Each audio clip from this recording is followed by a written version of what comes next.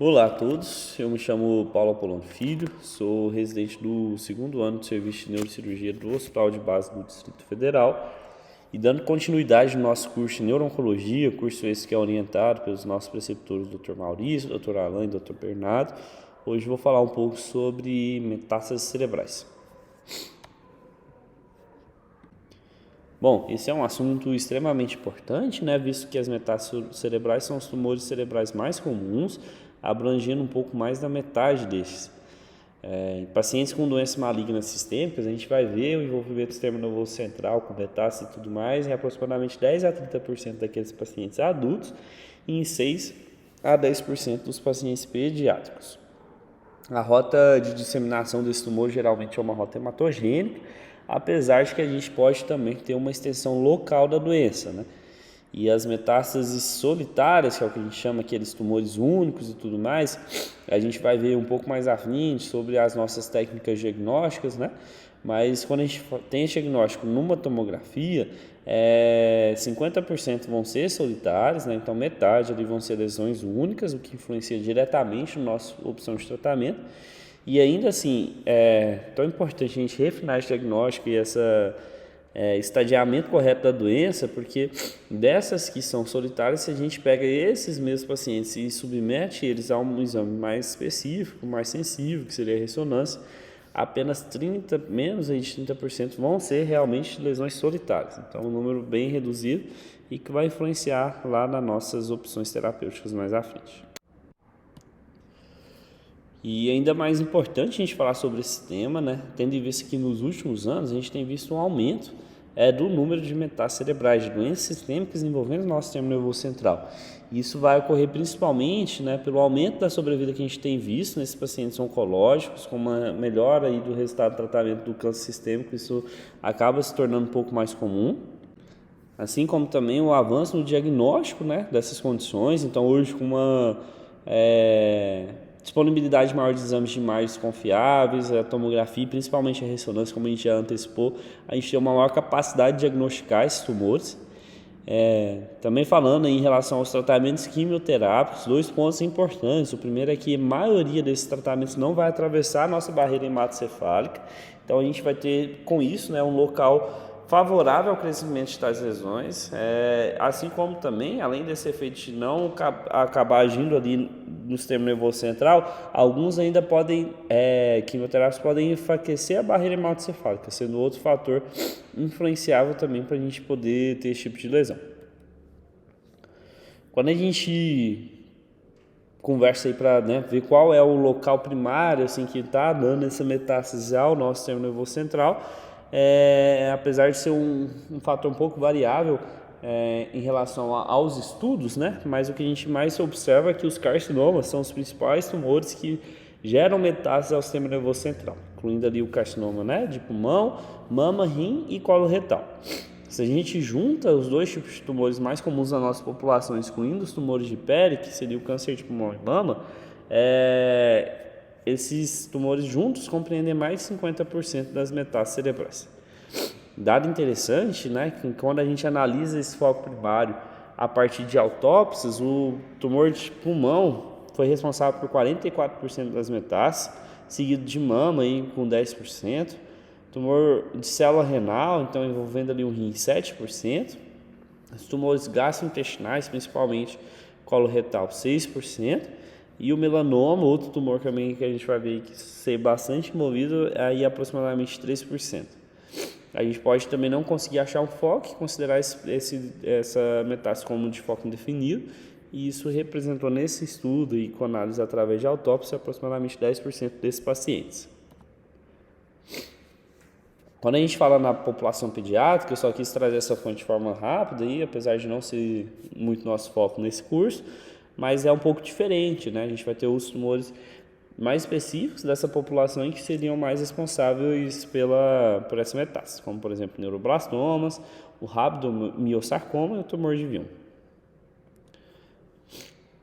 Outro dado interessante é a gente pegar nessas populações oncológicas, quando a gente faz a metástase, ou seja, quando esse paciente vem a óbito, e a gente analisa o envolvimento do sistema nervoso central nesse tipo de população, a gente vai ver que 21% dos pacientes com tumor primário de pulmão já vai ter envolvimento do sistema nervoso central, 9% dos pacientes com tumor de mama, 40%, um número bastante alto daqueles pacientes com melanoma, 1% nos linfomas não Hodgkin, também nos pacientes com tumores gastrointestinais, principalmente do cólon, né, 5%, tumores geniturinários, uma prevalência muito grande nos cânceres de rim e testículo, também no osteosarcoma, neuroblastoma e nos tumores de cabeça e pescoço.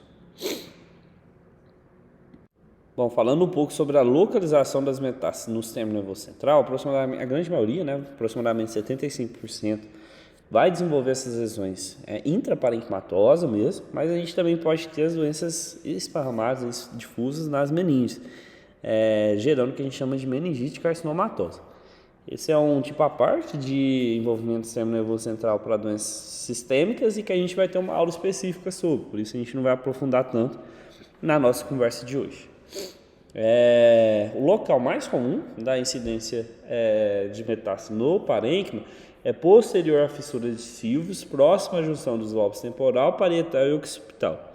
E muitos deles vão surgir ali na interface substância branca, substância cinzenta, principalmente ali porque nessa região a gente vê um afilamento das lesões neoplásicas, o que propicia o stop dessas células nessa região, tá? Então, também é um tópico importante para a gente pontuar.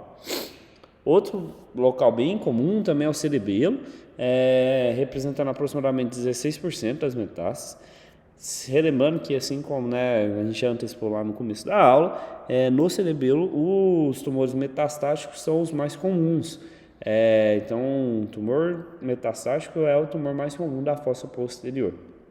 E geralmente, os cânceres que estão envolvidos com metástase para a fossa posterior são os cânceres pélvicos, como de próstata, útero, gastrointestinais e também os carcinomas de mama.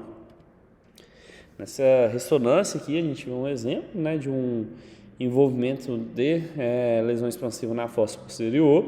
A gente vai ver algumas das características radiológicas mais à frente que faz a gente pensar que essa lesão é uma lesão secundária, mas dá para a gente ver bem essa característica cometendo a fossa posterior, o próprio vértice cerebelo e o hemisfério cerebelar à direita predominantemente. As manifestações clínicas são bem variáveis, geralmente a gente vai ver uma evolução lentamente progressiva se a gente compara com outros eventos, principalmente os eventos vasculares que tendem a ter sintomas de forma mais súbita, né?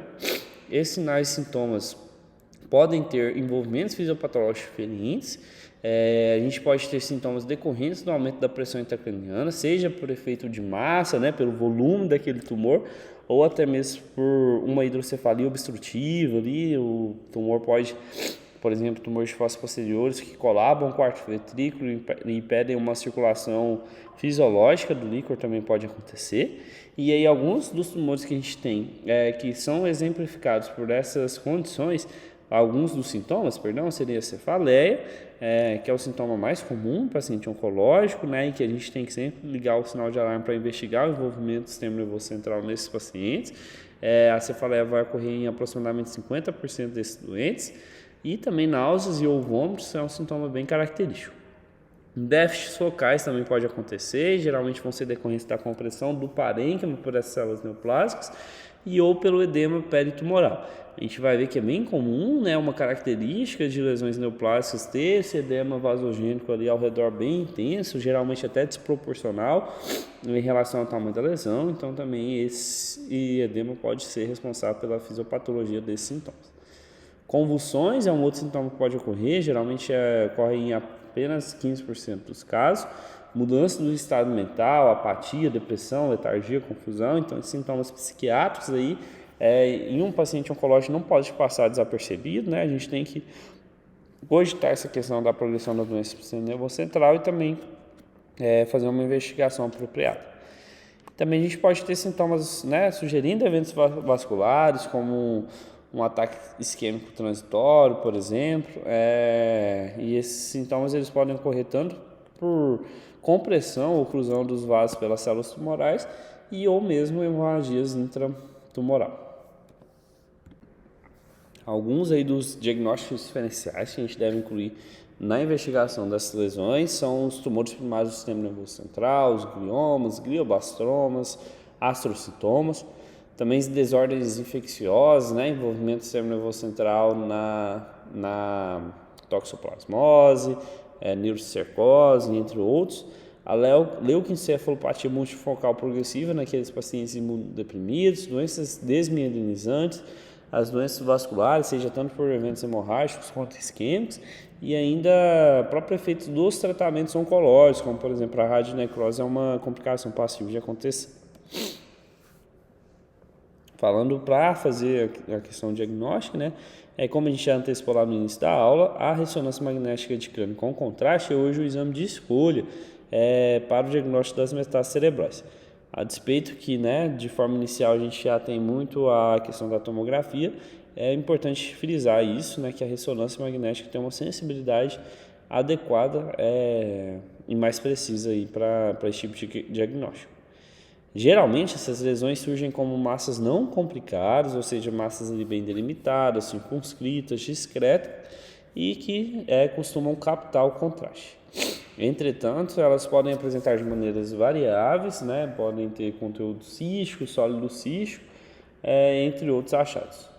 No exame de imagem, aquilo que vai sugerir para a gente um diagnóstico de uma metástase são quando a gente tem mais de uma lesão, quando essas lesões estão naquela localização característica que a gente falou, do afilamento capilar, ou seja, ali na transição entre substância branca e substância cinzenta, quando ela vem com margens bem delimitadas, quando ela tem um importante edema vagogênico associado, até desproporcional ao tamanho da própria lesão, fazendo aquela infiltração em dedos de luva ali que a gente vê nas imagens, e quando elas captam contraste também. Então, alguns exemplos aí que a gente vai citar nessa ressonância, aí a gente consegue ver na letra A aí uma lesão bem delimitada, bem circunscrita, geralmente ali discreta, que tem uma certa captação pelo meio de contraste. E quando a gente vê ponderações mais específicas para avaliar a questão do edema, né, geralmente ali o T2 flare e tudo mais, a gente vê um edema muito desproporcional ao tamanho da lesão. Como dito anteriormente, também a gente pode ter apresentações diferentes. Aqui isso é um CA de mama, com envolvimento do sistema nervoso central, onde a gente vê importantes lesões císticas, sólido-císticas e também na fossa posterior algumas lesões sólidas. E um tópico que eu queria só fazer uma pontuação à parte, aí, que eu trouxe essa imagem de ressonância também, seria para as metástases do melanoma, né? Geralmente essas metástases, elas já têm um realce um pouco mais ávido, mesmo antes da injeção do contraste. Então a gente já consegue ver essas lesões mais hiperdensas, hiperintensas, no caso da ressonância, né?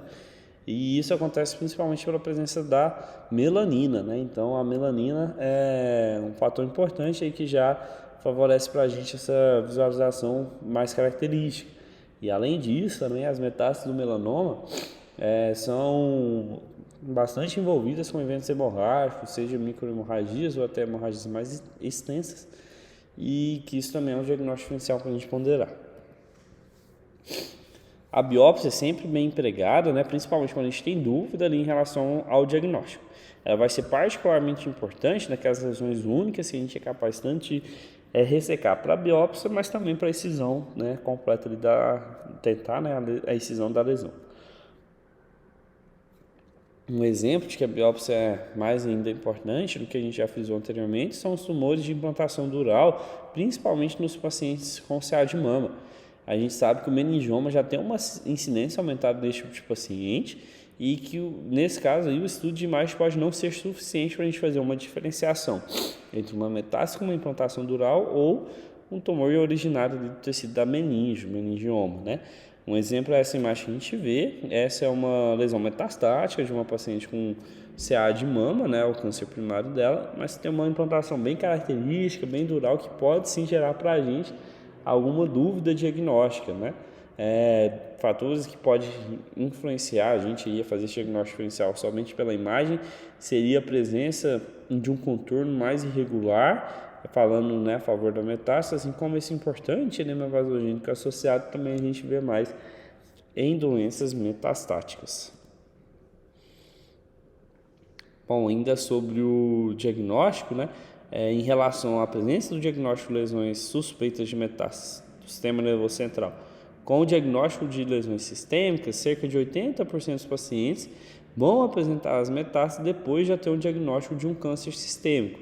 Mas a gente também pode ter esse diagnóstico de forma concomitante, ou seja, sincrônica, ou até mesmo antes do tumor sistêmico ser diagnosticado. E a gente chamaria isso então de um diagnóstico precoce.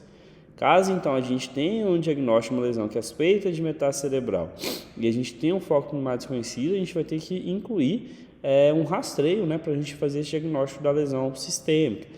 Alguns exames que a gente pode ter mão seria a tomografia de tórax, abdômen e pelve. Em pacientes que têm envolvimento ósseo ou queixa óssea, a gente pode fazer um escaneamento ósseo. Nas mulheres, a mamografia, nos homens, o PSA e também um escaneamento com o PET-CT. Agora entrando um pouco aí mais na fala sobre tratamento das metástases cerebrais, é importante a gente frisar desde o início que mesmo com o tratamento ideal, a média de sobrevida desses pacientes não é alta, né? Vai ser aproximadamente aí 2 a 3 anos. Portanto, o nosso enfoque principal ali em relação ao tratamento é paliativo mesmo, né? Aliviar sintomas e trazer um pouco mais de qualidade de vida nesse estágio da doença. As decisões terapêuticas, né, assim como nas decisões terapêuticas de forma geral dos pacientes oncológicos, vai ser muito influenciado pelo prognóstico desse doente. Então a gente tem que dispor, né, tem que ter mão de ferramentas para a gente conseguir classificar isso um pouco melhor e auxiliar nessa definição. Uma classificação que a gente tem é a classificação de RPA para pacientes com metástases cerebrais.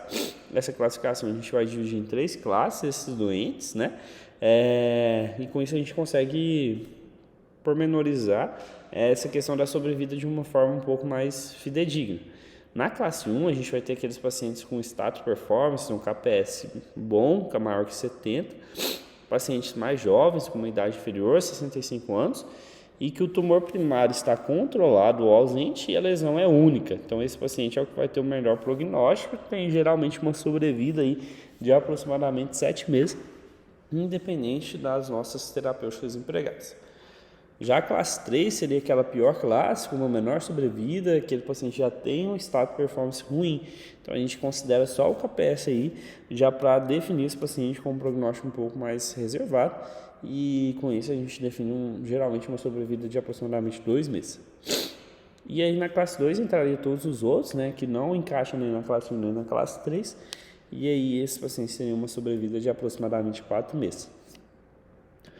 Eu quis deixar registrado aí na aula, né, a nossa tabela do Karnofsky, do KPS, que é o nosso status performance, que a gente usa para amplamente aí classificar o nosso paciente em relação à sua funcionalidade. E como a gente viu no slide anterior, muito importante realmente para a definição terapêutica e prognóstico desse doente. Então, aqueles pacientes com KPS bom, né, seria aquele KPS acima de 70, os KPS 100, 90 e 80, que são pacientes que têm capacidade de levar uma atividade, né, de trabalho normal e não precisa de cuidados especiais. Geralmente os pacientes vão ter poucos ou nenhum sintoma e mesmo com sintomas e fazendo algum esforço conseguem manter sua atividade laboral. KPS 70, 60, 50 são capazes de ainda morar em casa, mas vai precisar de assistência, né, de formas e maneiras variáveis, mas pode precisar de assistências ali, principalmente para suas atividades funcionais e até mesmo pessoais. E aqueles KPS mais baixos, que é aqueles que já não vão ser capazes de cuidar de si mesmos e vão precisar de assistência médica, né, cuidados hospitalares ou institucionais de forma mais frequente, até chegar naquele paciente com estágio final da doença e o óbito. De forma inicial, no tratamento, a gente pode já ter mão de tratamentos clínico-farmacológicos, né? Uma opção aí seria os anticonvulsivantes. A gente viu que um dos sintomas que podem apresentar, apesar de não ser tão comum, seria a epilepsia, os eventos epiléticos, a crise epiléptica. E aí seria importante ter mão desse tipo de terapia específica. Tópico controverso é falar de uso de anticonvulsivantes em pacientes que ainda não apresentaram crise. Isso não há um consenso e geralmente não é recomendado. a gente tende a usar, né, e aí já com uma evidência um pouco melhor, naqueles pacientes que foram submetidos à cirurgia, porque a própria manipulação cirúrgica também é fator de risco e epileptogênico para desenvolver essas crises. Medicação extremamente importante são os corticosteroides. A gente viu lá atrás que é bem característico nessa tipo de lesão, envolvimento com edema vasogênico muito intenso ali ao redor. Então, esse edema pode estar assim, responsável, né, sendo responsável por alguns sintomas do nosso doente, e com isso é importante a gente agir nele para ter uma melhor qualidade de vida. Então, uma sugestão que a gente tem é o uso da dexametasona. A gente geralmente faz uma dose maior de ataque, 10 mg, e vai manter uma manutenção de aproximadamente 4 mg 6 horas. Outro tópico importante é a quimioprofilaxia para o tromboembolismo venoso. Pacientes oncológicos já têm uma tendência maior a ter esses eventos adversos, e aí a gente tem que ponderar, né, considerando nossas escalas aí, considerar tanto os fatores, né, positivos para ter esses eventos trombóticos, mas também fatores de risco para sangramento. E aí, pesando na balança, quando se mostrar um maior risco de eventos trombóticos, também é importante a gente fazer a quimioprofilaxia para o tromboembolismo venoso. E também os inibidores de bomba de prótons, principalmente como efeito adverso do uso de corticosteroides, anticonvulsivantes, entre outros, a gente pode ter sintomas também relacionados à queixa gástrica, e aí é um outro classe medicamentosa que a gente pode usar. Bom, esse é um esquema de sugestão terapêutica que a gente retirou do Greenberg, e aí a gente vai ter que considerar algumas variáveis aí para a gente tomar essa decisão de uma forma mais adequada. Olhando principalmente a situação clínica do nosso doente, quando a gente tem um diagnóstico desconhecido ou não confirmado, a gente vai ter que cogitar biópsia para todos os pacientes, principalmente caso a excisão não seja uma opção, né?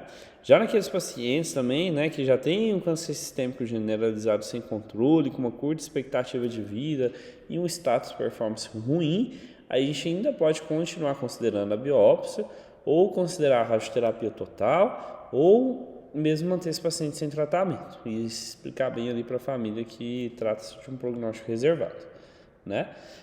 Nas doenças sistêmicas estáveis e com status performance bom, maior que 70, nas metástases solitárias a gente vai considerar a excisão naquelas que tem uma queixa sintomática do paciente, quando são lesões grandes ou que tem uma anatomia favorável para a ressecção. Nesse caso, a excisão cirúrgica mais a radioterapia cerebral total parece ser uma boa opção. Já quando a gente está falando de metástases únicas, mais em pacientes assintomáticos, quando essa lesão é pequena ou é uma localização não propícia à cirurgia, a gente vai ter mais mão dos tratamentos radioterápicos mesmo. E quando eu falo de lesões múltiplas, né, mesmo em lesões múltiplas, quando a gente tem uma lesão grande, única, que traz risco de vida, produz efeito de massa, a gente vai considerar a cirurgia para essa lesão e complementar após com a radioterapia para as demais. Quando eu falo de menos ou 3 ou menos lesões, e que essas lesões também são sintomáticas e que podem ser totalmente removidas, eu ainda assim posso ter mão da cirurgia, complementando com a terapia radioterápica. Já quando as lesões, mesmo sendo menor que 3, não podem ser totalmente removidas, eu vou preferir esses tratamentos adjuvantes, assim como são lesões maiores que 3, sem efeito de massa, a radioterapia cerebral total parece ser uma boa opção. Então, falando um pouco mais sobre a radioterapia, né? Ela vai ser importante principalmente quando a cirurgia não é considerada ou como uma forma adjuvante a essa. Geralmente ela traz um efeito mais paliativo para controle de sintomas e tem uma boa resposta em aproximadamente 50% dos casos, mas a gente sabe que a doença não vai ser completamente controlada e que vai evoluir com uma doença cerebral progressiva. A irradiação, a quantidade que a gente usa geralmente é de 30 grays, e pode ser dividida em 10 frações ministradas em 2 semanas, e essa dose total de irradiação, em 11% dos sobreviventes ali, em 1 ano, 50% daqueles que sobrevivem em 2 anos, vai desenvolver um efeito adverso muito importante, um quadro demencial grave. Modalidades que podem ser empregadas são a radioterapia cerebral total, a radioterapia pós-operatória e a radiocirurgia estereotáxica. A gente vai considerar a excisão cirúrgica falando de uma lesão solitária, quando essa doença tem como foco primário uma doença oncológica controlada, quando tem uma anatomia cirúrgica favorável, quando a lesão é sintomática ou apresenta risco à vida, quando o tumor primário é conhecido por ser relativamente radioresistente, então a radioterapia, né, não vai ter uma boa resposta, e quando a gente não tem um diagnóstico conhecido, né, de uma lesão, seja a gente estadiou e não conseguiu encontrar, ou estou em suspeita de diagnóstico inicial com lesões gliais, aí a gente tem que considerar também a biópsia para ter esse diagnóstico. Já falando em metástases múltiplas, a gente vai considerar o tratamento cirúrgico quando uma lesão específica é acessível e ela é claramente sintomática ou representa um risco à vida, como por exemplo as lesões de fossa posterior, que pode evoluir, como a gente disse lá atrás, com hidrocefalia, e as lesões do lobo temporal também bastante relacionadas a herniações fatais. A gente também vai considerar a remoção cirúrgica em lesões múltiplas que podem ser completamente removidas e, assim como a gente disse anteriormente, naqueles pacientes que ainda não têm um diagnóstico, a ressecção pode ser cogitada para fazer essa biópsia, mas também a gente pode optar pela realização da biópsia estereotáxica. Então, falando um pouco mais sobre a biópsia estereotáxica, né? A gente vai ater mão principalmente naqueles pacientes que têm lesões não apropriadas para a cirurgia, incluindo os casos sem diagnóstico definidos e que possuem lesões profundas ou múltiplas lesões pequenas e profundas também.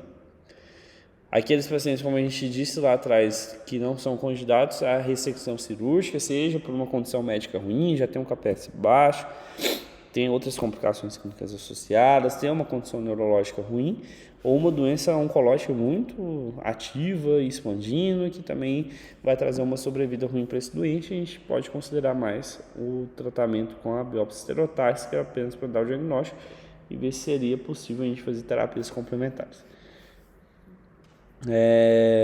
E quando a gente também tem dúvida diagnóstica, né, com aqueles tópicos que a gente citou lá atrás, de uma lesão infecciosa, uma lesão glial, a gente pode fazer uso dessa modalidade, mas é principalmente quando a gente não tiver uma opção cirúrgica aí bem estabelecida.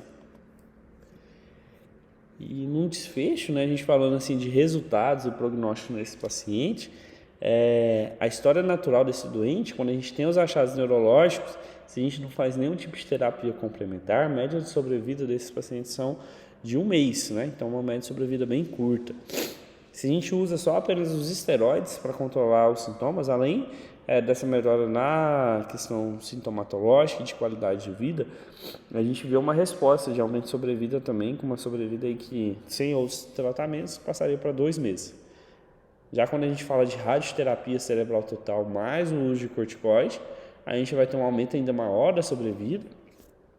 E quando a gente fala de cirurgia, é importante a gente frisar que mesmo fazendo uso da radioterapia cerebral total adjuvante, né, a gente resseca uma lesão e faz a radioterapia cerebral total adjuvante, a recorrência tumoral é afetada de uma forma positiva, então tem relevância significativa aí para a gente ter um menor número de recidiva, mas isso não muda a sobrevida do nosso doente e a gente pode ter efeitos adversos importantes, como já dito lá atrás, principalmente de alteração da função cognitiva.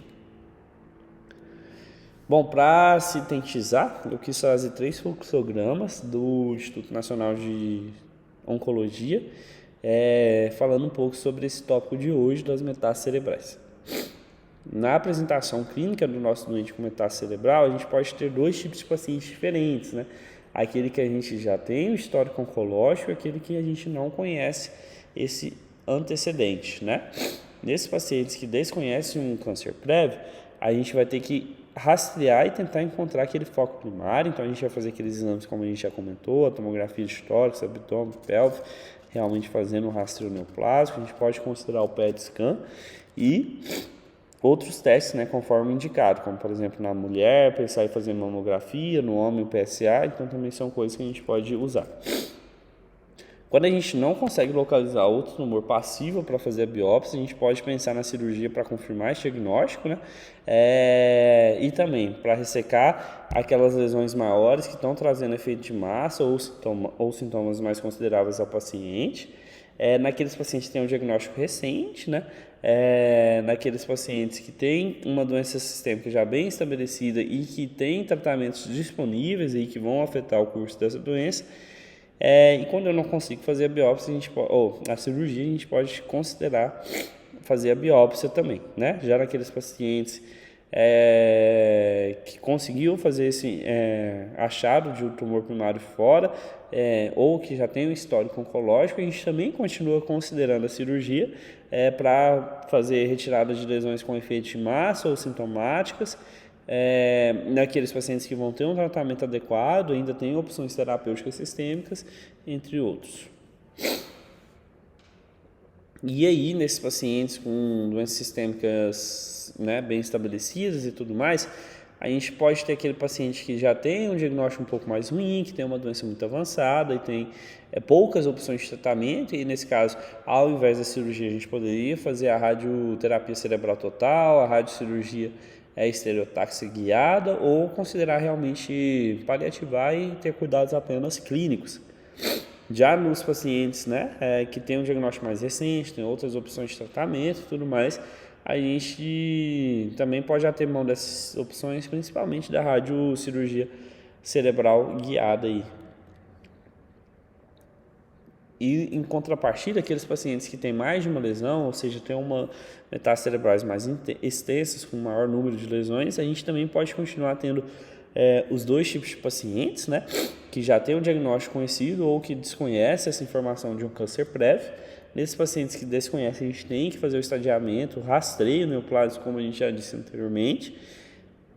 E aí, se a gente não tem outro foco, né, suspeito que é capaz de biopsiar, a gente pode pensar na cirurgia para fazer essa confirmação do diagnóstico, principalmente quando a gente está tendo lesões com efeito de massa, e eu posso escolher essa lesão para ressecar, ou até mesmo para biopsiar caso a ressecção não seja possível. Já naqueles pacientes que já têm outros locais bons para biopsiar, ou que já conhece um câncer primário, a gente vai considerar essa cirurgia para essas metástases cerebrais, principalmente quando elas estão trazendo um efeito de massa importante ou sintomas importantes. Nesses pacientes com múltiplas lesões, aí sim as radioterapias, seja com a radioterapia cerebral total ou a radiocirurgia, são importantíssimas aí para a gente conseguir aumentar um pouco mais a sobrevida desse doente com qualidade de vida. Bom, era isso o que eu queria falar sobre metástases cerebrais, tema extremamente importante, frente à prevalência tão grande aí no nosso dia a dia. E essas foram algumas das referências que a gente usou, principalmente aí o nosso livro guia para esse curso, que é o Greenberg, tá bom? Grande abraço a todos e até a próxima aula.